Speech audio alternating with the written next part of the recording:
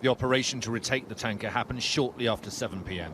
Special Forces commandos from the SBS abseiled onto the deck from helicopters hovering above, supported by colleagues who scaled the side of the ship.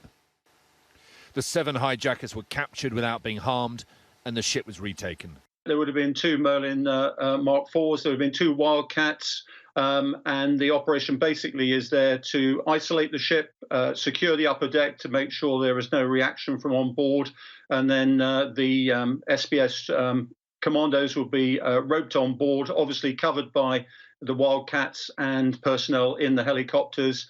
They would immediately make sure the crew is safe and then secure the stowaways wherever they are in the ship. I think the operation was all over in 7 minutes, I hear, from the time it started to the 7 people being rounded up. The tanker had been stationary a few miles off the coast of the Isle of Wight for most of the day, one of the world's busiest shipping lanes. She was due to dock in Southampton on Sunday morning, but started steering an erratic course shortly after 10:30 a.m. Images from the Marine Traffic website showed her zigzagging movement for almost 2 hours. The stowaways began acting violently when the crew discovered them and tried to lock them in a cabin. We don't know what the people on board were trying to do. Perhaps they were trying to threaten to run the ship aground and spill the oil of the cargo, or perhaps to try and do something even worse.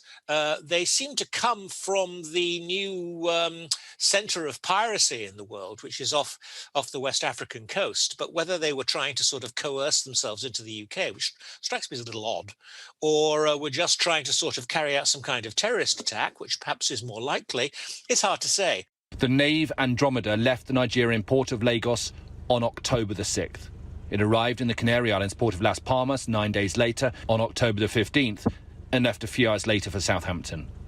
It stopped a few miles out, south of the Isle of Wight, and an exclusion zone was established, and Maritime Coast Guard helicopters flew over it for most of the day.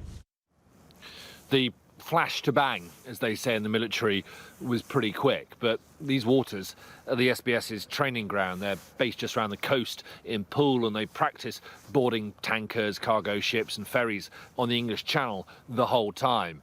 So in that respect, this could not have been a more convenient location for an operation of this kind. From the military's point of view, this was textbook, and the government will be pleased it didn't have an ongoing standoff in the middle of the English Channel. A tricky situation was dealt with in under 12 hours.